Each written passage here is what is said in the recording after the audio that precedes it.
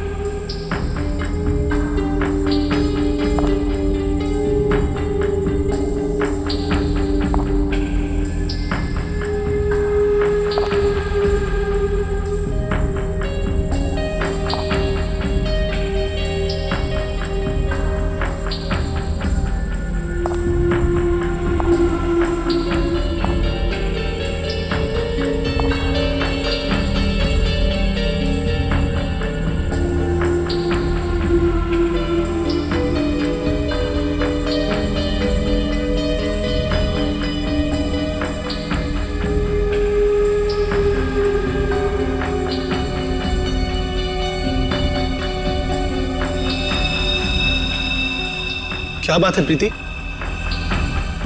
तुम ठीक तो हो ना?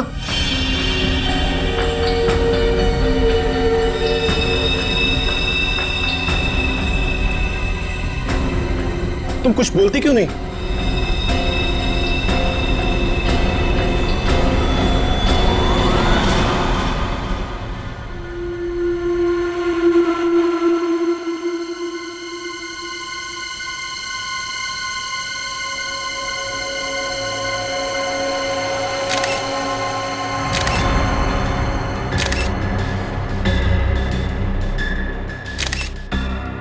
तीन, चार, पाँच, छह, सात बार चाकू से घुपा गया इस विशाल का। एक पत्नी अपने पति को इतनी बेरहमी से मारेगी, वो भी शादी के सालगिरह के दिन, यकीन ही नहीं हो रहा। हाँ सर, इसकी लाश को देखकर लग रहा है इसकी पत्नी बहुत नफरत करती होगी इससे।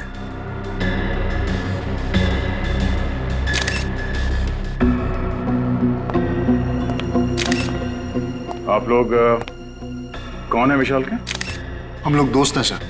दोस्त? कब से जानते हो तुम विशाल और प्रीति को?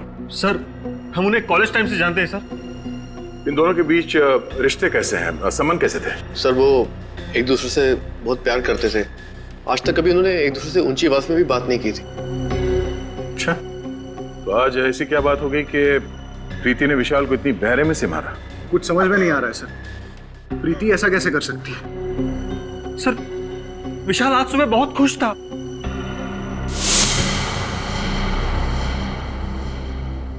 हैप्पी एनिवर्सरी प्रीति। मैं दुनिया का सबसे खुशनसीब पति हूं जो मुझे तुम्हारे जैसी बीवी मिली। काश आने वाले हर जन्म में तुम मेरी ही बनकर रहो। क्या बात है, बीवी की फोटो के साथ इतनी रोमांटिक बातें हो रही है। अबे साथ में होती होगी तो ये जनाब तो शायर बन जाते होंगे। यार ये तो बहुत गलत बात है, दरवाजा खटखटा के आना चाहिए था ना। अच्छा, तुम लोगों ने मेरी सारी बातें सुन ली। अरे सुन ली तो क्या हुआ, तू हमारे कॉलेज का दोस्त है यार, लंगोटिया यार। और प्रीति को इम्प्रेस करने के तरीके हम ही से तो पूछता था। भूल गया? कैसे भूल सकता हूँ यार, मेरे घोड़ी चढ़ने का श्रेय तुम लोगों को ही तो जाता है। वो बात तो है, और इसीलिए आज हमें पार्टी चाहिए। हाँ पार्टी? हाँ, तेरी वेडिंग एनिवर्सरी की पार्टी यार। यार प्रीति से पूछना पड़ेगा। क्या बात कर रहा है यार, उसे पूछने की क्या जरूरत है। अरे सरप्राइज दे देते उसको, वो खुश हो जाएगी। आइडिया तो अच्छा है, ठीक कह रहा है तू। मैं भी कुछ ऐसा ही सोच रहा था, है ना? तो आज रात 10 बजे पार्टी पक्की। Done done done done done. और फिर जब हम अंदर घुसे तो हमने देखा विशाल जमीन पे पड़ा हुआ था। और प्रीति उसके पास बेहोश थी। और हाँ, प्रीति के हाथ में एक चाकू था, खून से सना हुआ।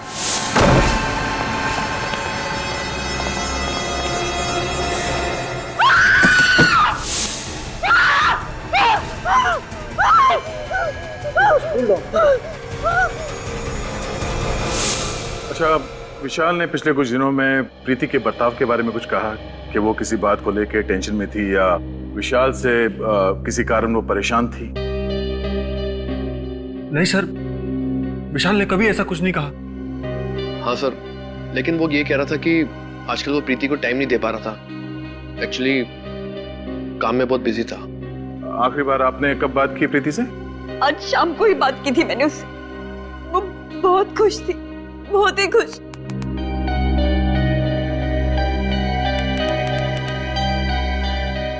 सर, प्रीति, प्रीति, प्रीति, क्या हुआ था यहाँ पे? प्रीति, तुम ठीक हो? हमारी आवाज सुनाई दे रही है तुम्हें? सर, लगता है सदमे में है। सर, कहीं ये एक्टिंग तो नहीं कर रही है सदमा लगने की? शायद काम करो, इसे ब्यूरो लेके चलो। विनीत, आसपास लोगों से पता करो कि प्रीति और विशाल के बीच में संबंध कैसे थे। अफेड़ी, इनके दोस्तों का नाम और एड्रेस ले लो और इनसे बोलना कि जब तक ये केस सॉल्व नहीं हो जाता कोई भी शहर छोड़ के बाहर नहीं जाएगा।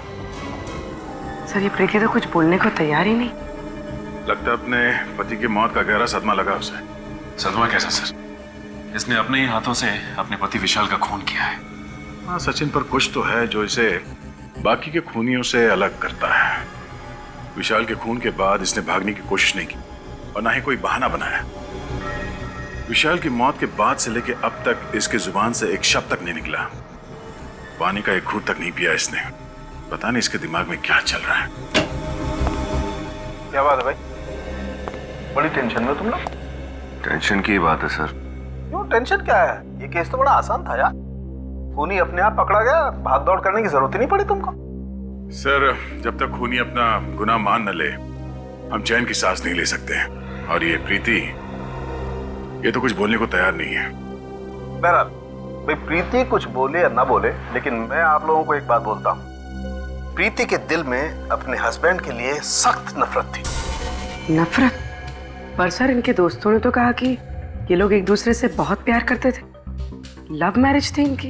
लव मैरिज थी या अरेंज मैरिज थी मुझे नहीं मालूम, लेकिन विशाल के शरीर पर जो चाकुओं के घाव हैं, उससे साफ पता लगता है कि प्रीति के दिल में विशाल के लिए सख्त नफरत थी। जगह जगह पर चाकू से वार किए गए। मुझे तो लगता है कि विशाल के मर जाने के बाद भी प्रीति उसे चाकू मारती रही। इतनी नफरत? प्रीति, तुमने विशाल का खून क्यों किया? हाँ? क्या वो तुम्हें मारता पीटता था, दहेज के लिए परेशान करता था या किसी और से प्यार करता था? बताओ प्रीति, तुम्हें जवाब देना होगा। ऐसी क्या बात थी जिसकी वजह से तुम उससे इतना नफरत करती? नफरत नहीं, प्यार करती थी मैं विशाल से, और अब भी करती हूँ। विशाल की मौत के बाद जो खोया वो आप लोग नहीं समझे। और वैसे भी विशाल के जाने के बाद मेरी जिंदगी का कोई मतलब नहीं। अगर तुम इतना प्यार करते थे विशाल से तो फिर उसे मारा क्यों? क्या फायदा? वैसे भी आप लोग सीआईडी वाले मेरी बात का कहाँ विश्वास करेंगे? विश्वास करना है या नहीं, वो हम पे छोड़ दो। पहले बताओ कि तुमने विशाल को क्यों मारा? मुझे नहीं पता उस दिन क्या हुआ। मुझे विशाल पर बहुत गुस्सा आया और मैंने बिना सोचे समझे उसे मार डाला। कोई किसी को बेवजह 7-7 बार चाकू नहीं मारता प्रीति। मैंने कहा था आप लोग मेरी बात का भरोसा नहीं करेंगे, और वैसे भी मुझे कुछ नहीं कहना। चढ़ा दीजिए मुझे फांसी पर, मुझे नहीं जीना। चढ़ा दीजिए मुझे फांसी पर, मैं विशाल के बिना नहीं जी सकती। दया, मुझे लगता है इस लड़की के साथ कुछ प्रॉब्लम है। कैसी प्रॉब्लम सर? यार वो तो समझ में नहीं आ रहा है, लेकिन मुझे लगता है कत्ल करते वक्त इस लड़की का दिमाग इसके काबू में नहीं था। सर, कत्ल करते वक्त तो किसी भी खूनी का दिमाग काबू में नहीं रहता। मुझे तो लगता है ये लड़की झूठ बोल रही है।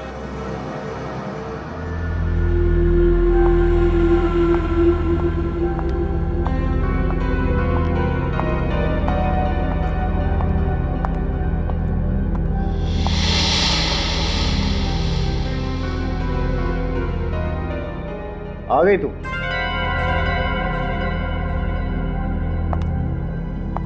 फोन भी नहीं उठा रही। मुक्ता कहाँ रह गई थी तुम? कब से इंतजार कर रहा हूं। क्या हुआ? सब ठीक तो है ना? ओ, समझ गया। लगता है इस बार तुमने फिर से क्रेडिट कार्ड की लिमिट एक्सीड कर दी है ना? डोंट वरी, मैं कमाता किसके लिए हूं यार? तुम्हारे लिए। अभी बहुत लेट हो रहे हैं, चलते हैं, ठीक है?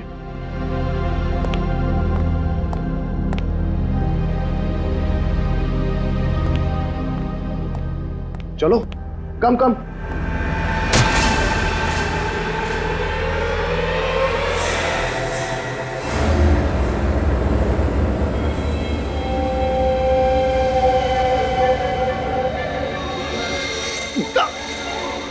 ये क्या किया तुमने? क्या कर रही हो ये?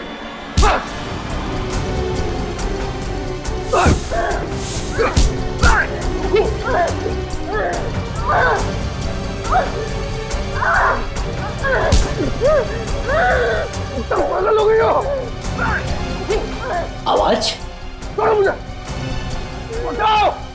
सिक्योरिटी!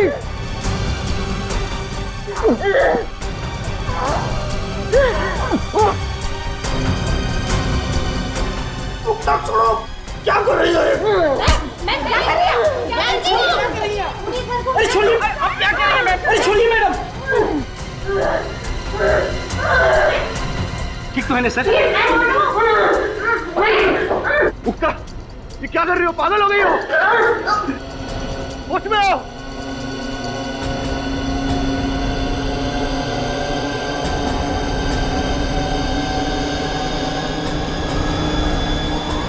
मुक्ता!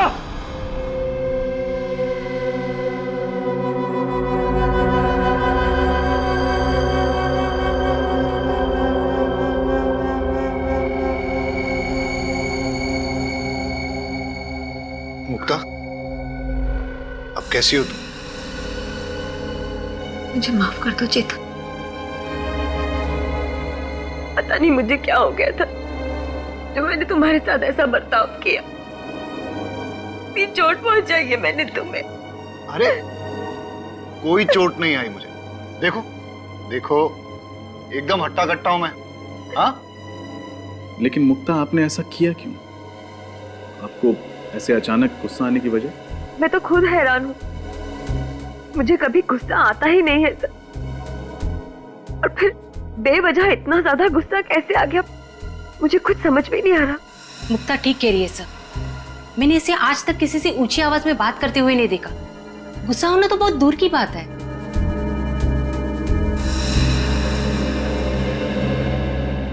तो आप दोनों का कहना है कि आप लोगों ने अपने अपने पतियों पे इसलिए हमला किया क्योंकि आप लोगों को अचानक उन दोनों पे बहुत तेज गुस्सा आने लगा।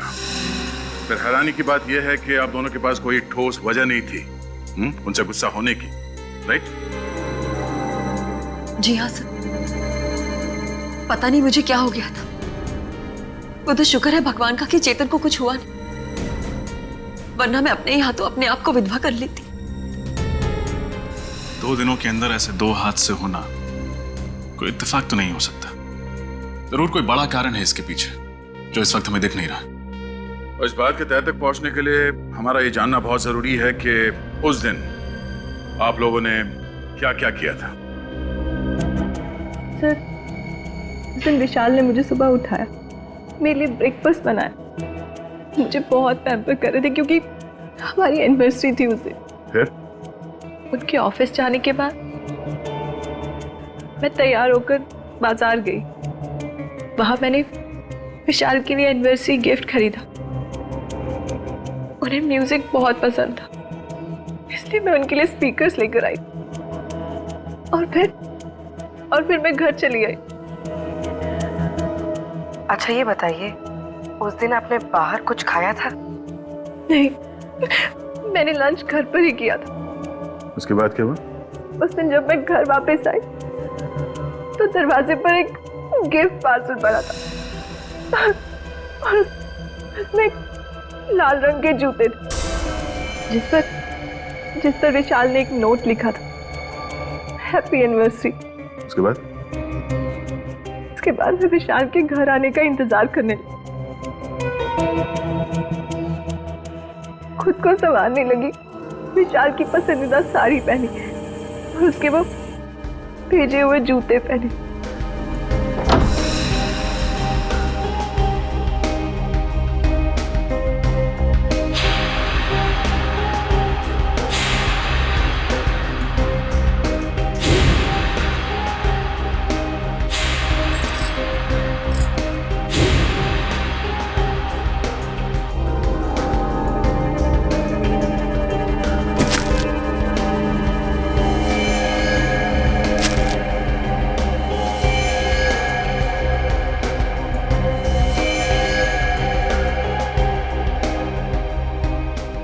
और जब वो घर लौटे तो मैं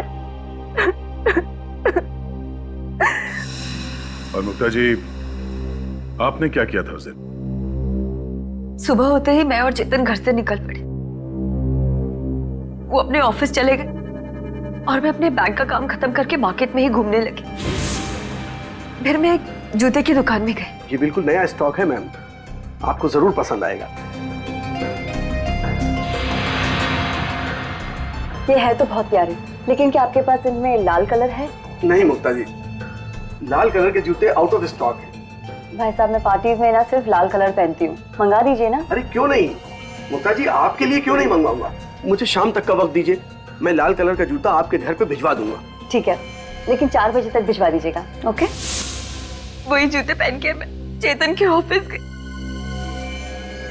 और फिर ऑफिस। अच्छा ये बताइए कि आपने बाहर कुछ खाया पिया था क्या? जी हाँ, मैंने और चेतन ने लंच बाहर ही किया था।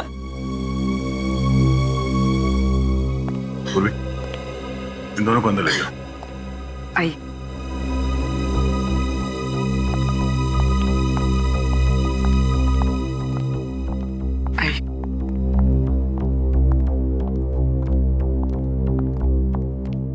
सर, दोनों कहानियों में एक चीज कॉमन है, लाल जूते। हाँ रजत, तो इन लाल जूते में ऐसी क्या बात हो सकती है? मगर सर, प्रीति को ये लाल जूते उसके पति ने गिफ्ट किए थे और मुक्ता को दुकानदार ने होम डिलीवरी की थी। हाँ विनीत, मगर ये लाल जूते ही है जो इन दोनों कहानियों को आपस में जोड़ती है।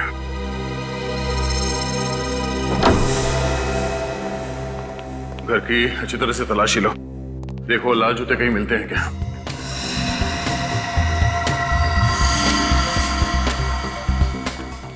निखिल तुम अंदर चेक करो, मैं यहां देखता हूं।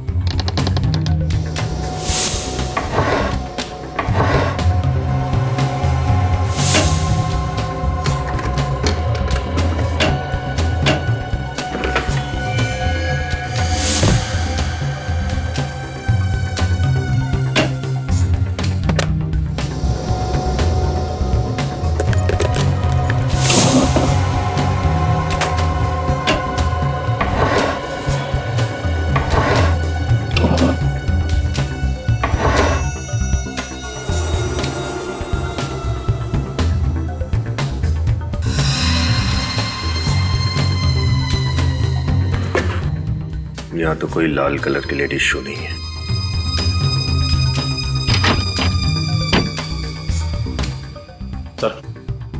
सर जूते अंदर नहीं है, यहां भी नहीं। चेतन, जूते कहाँ हैं? यहीं कहीं होने चाहिए सर। यहीं कहीं होने चाहिए, तो हैं कहाँ? नहीं सर, यहाँ पे तो नहीं है। सर, बेडरूम में भी जूते नहीं मिले। सर यहाँ भी नहीं मिले।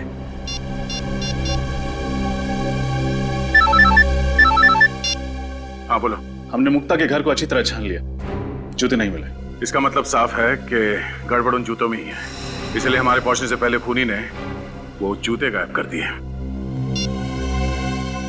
ये लाल जूते गए तो कहाँ गए? सर, ये केतु है, मुक्ता जी के घर यही गया था जूते देने। सर मुझे कुछ नहीं मालूम सर, मैं तो सिर्फ जूते देकर वापस आ गया था सर।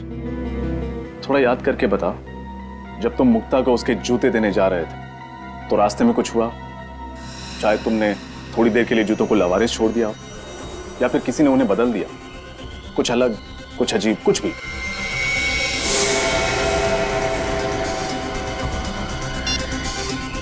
हेलो, हाँ सर, एड्रेस मिल ही नहीं रहा है। कौन सा पता देकर रखा है? मिल ही नहीं रहा है। अरे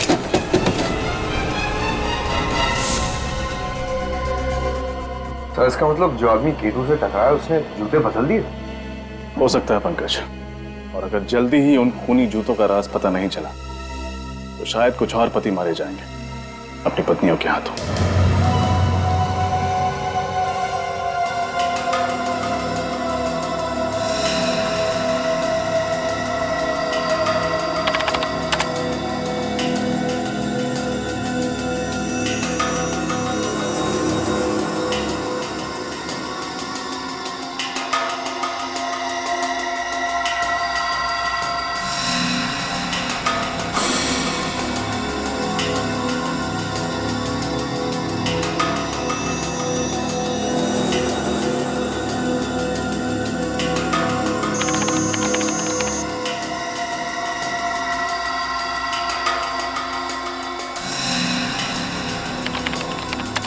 आप लोग उठ सकते हैं।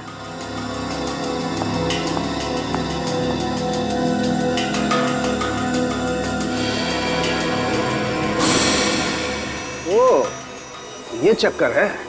क्या चक्कर है डॉक्टर साहब? अभिजीत, मुझे खूनी का पता लग गया है। कौन है सर? जूते। जूते? वही लाल जूते जो इन दोनों लड़कियों ने पहने हुए थे। डॉक्टर साहब, ये कैसे हो सकता है? रजत, उन जूतों में ऐसा कुछ खास था जिसकी वजह से जो भी उन जूतों को पहनता शायद खून करने लगता। मतलब सर, उन जूतों को अगर मैं पहनती तो मैं भी खून कर देती? शायद, चांसेस हैं। क्या बात कर रहे हैं डॉक्टर साहब? ऐसा क्या है उन जूतों में कि उन्हें पहन के एक आदमी खूनी बन जाएगा? मैं बताता हूं। हाँ, ये देखो, इन दोनों के पैरों पर ये छोटा सा इंजेक्शन का निशान। इसका मतलब ये है कि इंजेक्शन के जरिए कोई ऐसा केमिकल इनके शरीर के अंदर गया है जिसकी वजह से इन लोगों ने ऐसा वायलेंट रिएक्ट किया है। और ये इंजेक्शन इन्हें तब लगा जब इन दोनों ने वो लाल जूते पहने थे। अगर जूतों में इंजेक्शन था तो हमें महसूस क्यों नहीं हुआ? मतलब हमें चुभता ना, हमें दर्द तो होता। अभिजीत, शायद इंजेक्शन के साथ साथ उसमें एनेस्थीसिया भी था जिसकी वजह से इन दोनों के पैर सुन्न हो गए और इन्हें पता नहीं चला। तो बहुत बड़ी प्लानिंग की खूनी ने। लेकिन डॉक्टर साहब, ये इंजेक्शन था किस चीज का? हॉलीवुड क्रेडॉक। What? हॉलीवुड क्रेडॉक? हाँ सर। Oh my God! क्यों? ऐसा क्या है इस केमिकल में? ये एक ऐसा केमिकल है अभिजीत जो अगर इंसान के शरीर में चला जाए तो उसका ब्लड प्रेशर बहुत हाई हो जाता है, उसके दिमाग में तूफान मचने लगता है, उसे इतना ज्यादा गुस्सा आने लगता है कि वो अपने होश में नहीं रहता, बहुत ही हिंसात्मक, वायलेंट हो जाता है, और ऐसी हालत में वो किसी का खून भी कर सकता है। मतलब सर, बहुत ही खतरनाक केमिकल है।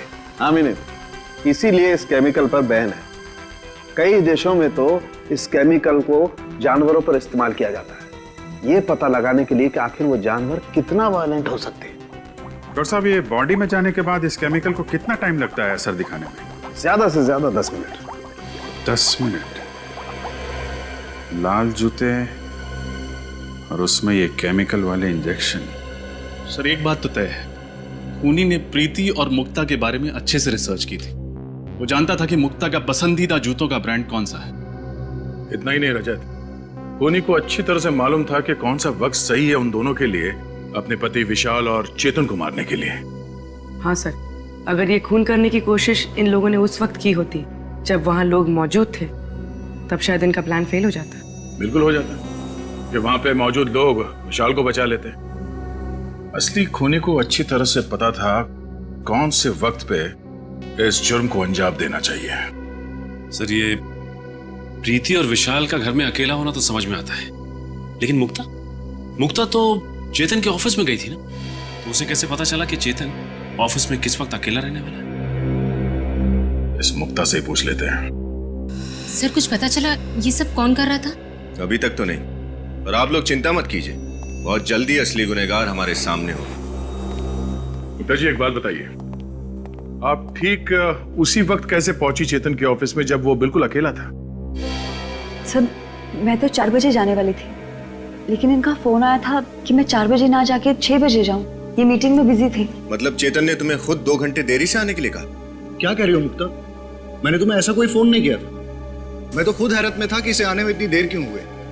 अगर आपने फोन नहीं किया तो फिर किसने किया? ये फोन कॉल आपके मोबाइल पे आया था? नहीं सर, मेरे लैंडलाइन पे आया था। सचिन, पता करो 24 तारीख दोपहर 4 बजे के आसपास इनके लैंडलाइन पे किसका फोन आया था। वैसे आपने कहा कि लाल जूतों को पहनने के बाद आपको अचानक गुस्सा आया। ये लाल जूते की डिलीवरी कब हुई थी आपके पास? सर जूते की डिलीवरी उसके दिए हुए टाइम से बहुत लेट हो गई थी। मैं गाड़ी में बैठ के ऑफिस के लिए निकल ही रही थी, तब जूते वाला आया था। और वो जूता पहना कब आपने? इनके ऑफिस के नीचे सर, जूते चेंज करके ही मैं ऊपर गई थी। लेकिन सर अगर खूनी चाहता था कि मुक्ता नए जूते पहनकर ऑफिस जाए तो वो आखिरी मिनट तक इंतजार क्यों करता? मतलब ये भी तो हो सकता था कि मुक्ता नए जूतों को गाड़ी में ही रहने देती और पुराने जूतों में ही चेतन से मिलने चली जाती।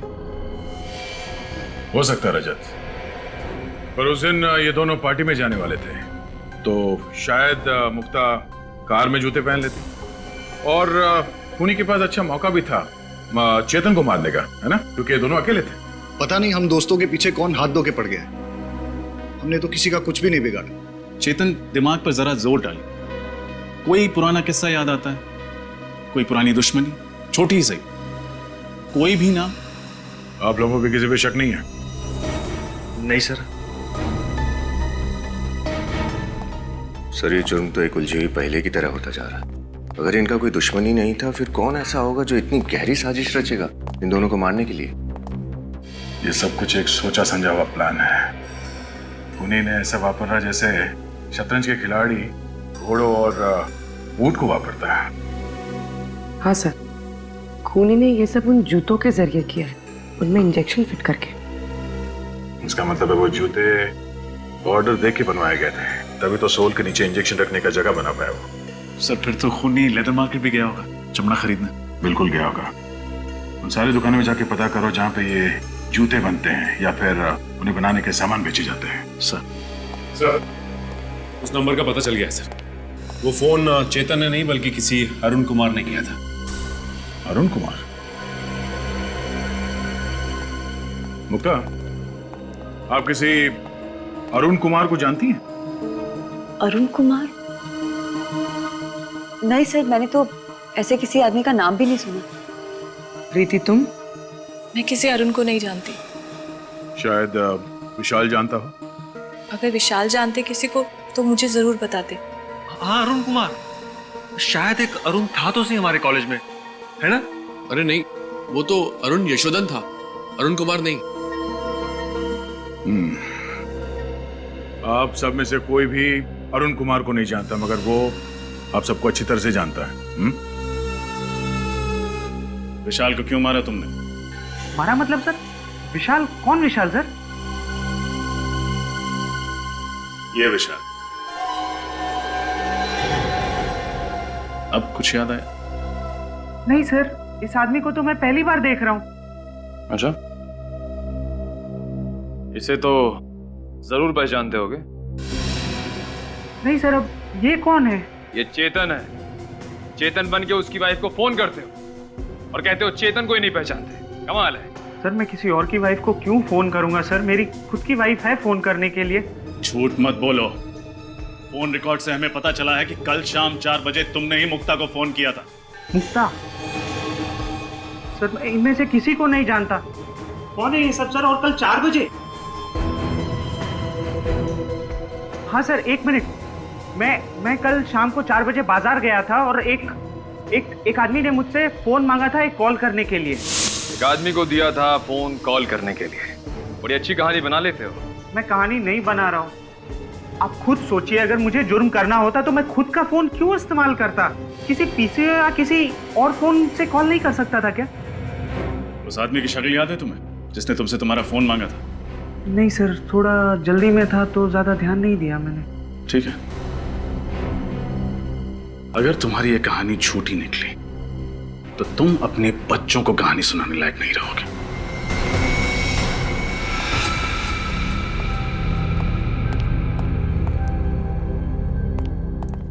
क्या हुआ पीयूष?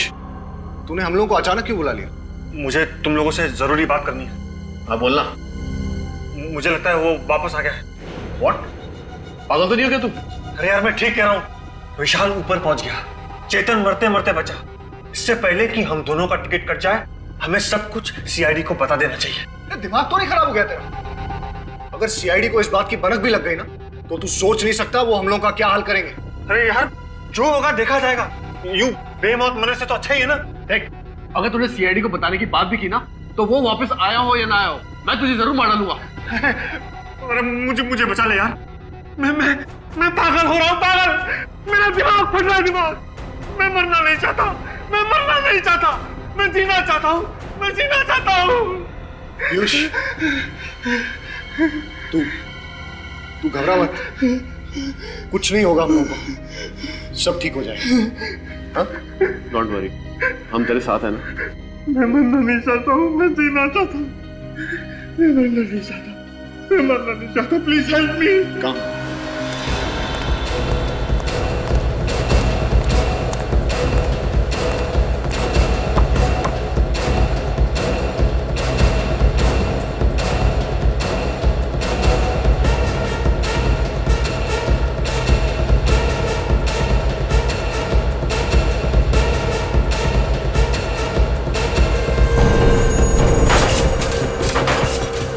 कुछ दिनों में आपके यहाँ कोई आदमी लाल रंग का चमड़ा खरीदने आया था लड़कियों के जूते बनवाने के लिए? ऐसा तो यहाँ कोई नहीं आया सर।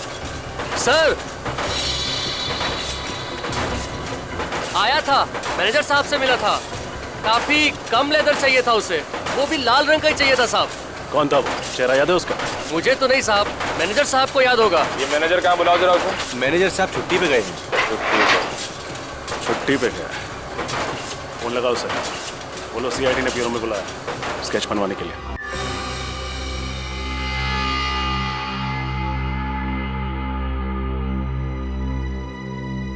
पांडुरंग दगड़ू सराफ। अरे पूर्वी, अरे तो यार, अरे पूर्वी, अरे वेरी गुड, तुमने तो कमाल कर दिया भाई। Thank you very much, thank you very much, तुम कमाल हो यार। अरे सालों के साहब, ऐसी क्या बात हो गई जो खुशी से आपकी छाती फूल गई?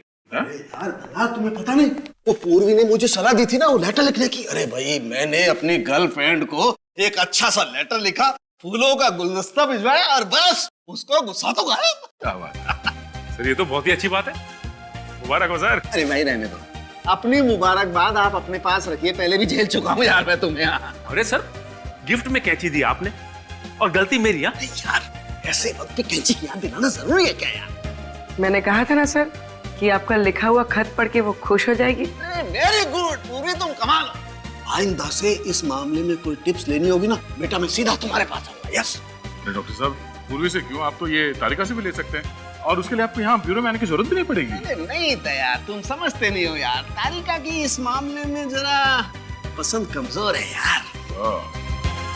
डॉक्टर साहब, अभिजीत के बारे में अगर कुछ कहना है तो मेरे सामने तो प्लीज आप। अच्छा, बुरा लगा ना, बुरा लगा, कोई बात नहीं है यार। मैं भी अपना वक्त बर्बाद नहीं करना चाहता ये डिस्कस करके यार। अरे मेरे पास टाइम नहीं है, मुझे फेशियल कराने जाना है यार। फेशियल? और आप? क्यों, मैं फेशियल क्यों नहीं है?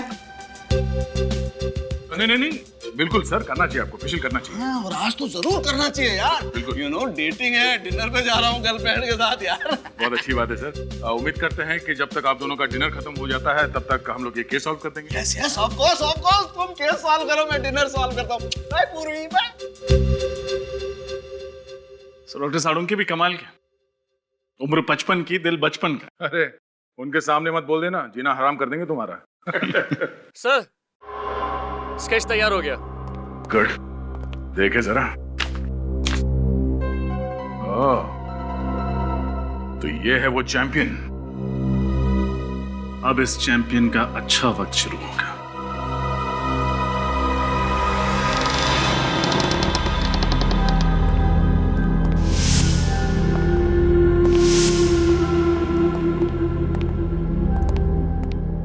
देखो कहां छुप के बैठा है।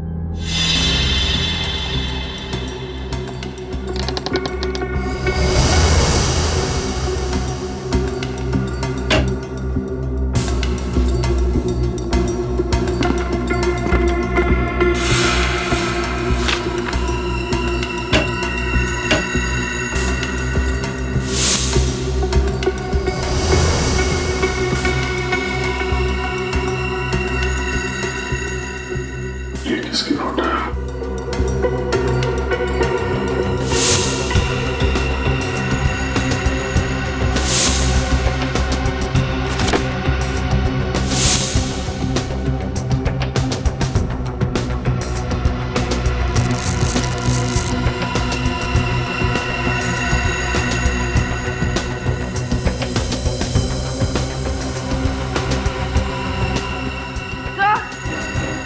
आप बोलिए। सर यहाँ पर ये नीडल्स और सिरिंजेस मिली है। सर ये वो केमिकल जो जूतों में इस्तेमाल किया गया था। और सर ये जेल जो पैरों को सुन्न करने के लिए जूतों में डाला गया था। सर यहाँ पर ये लाल जूते भी हैं और सर ये इंजेक्शन।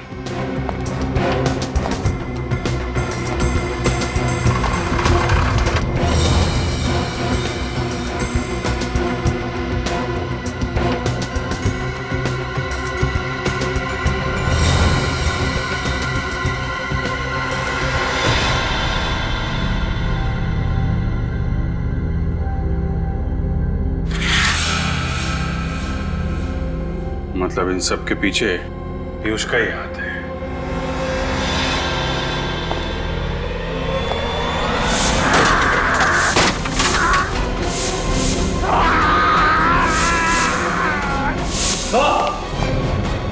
पूर्वी, सब कुछ उठा लो।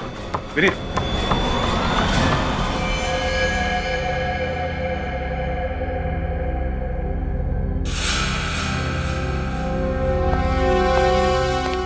सर पीयूष तो यहाँ मरा पड़ा है। लगता है इसने जहर पिया है।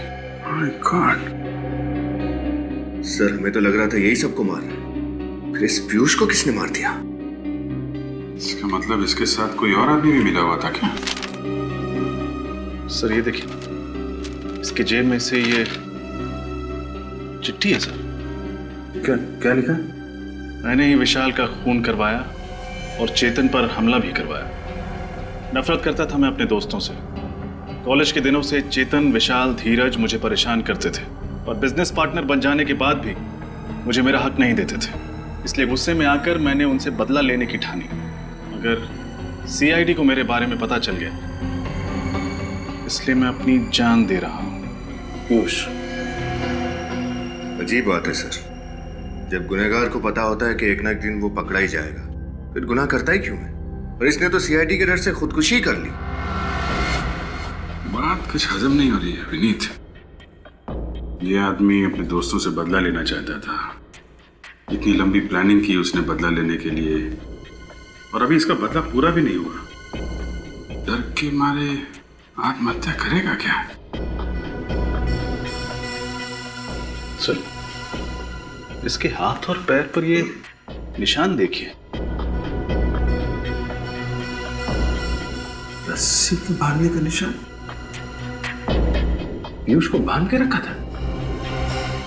लगता तो है सर, लेकिन जब ये ब्यूरो आया था तब तो कोई निशान नहीं था। और ये निशान काफी गहरे हैं। लगता है काफी दिनों से बांध कर रखा गया था इसे। पीयूष को बांध के भी रखा गया था और पीयूष ब्यूरो में भी। अब कुछ समझ में आ रहा है। डॉक्टर साहब, मैं ठीक तो हो जाऊंगा ना? तुम बिल्कुल फिक्र मत करो। तुम जैसे पहले थे ठीक वैसे हो जाओगे। अब मैं इंजेक्शन लगा रहा हूं, तुम पलट जाओ।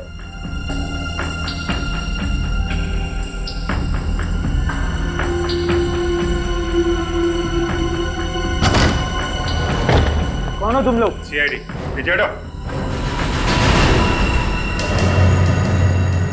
चेहरा बदलवाया जा रहा है? चेहरा चाहे पीयूष का हो या अमित का, अंजाम तो फांसी ही है। ये क्या बकवास कर रहे हैं आप लोग? ऐसी कोई बात नहीं है। जाने दीजिए मुझे। कहाँ जा रहे हो? चेहरा नहीं बदलवाओगे?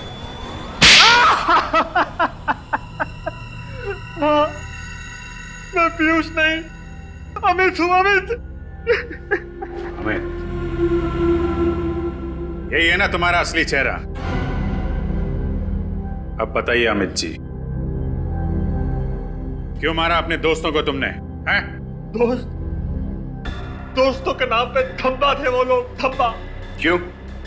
ऐसा क्या किया था उन लोगों ने तुम्हारे साथ? उनकी वजह से मैं खूनी बना।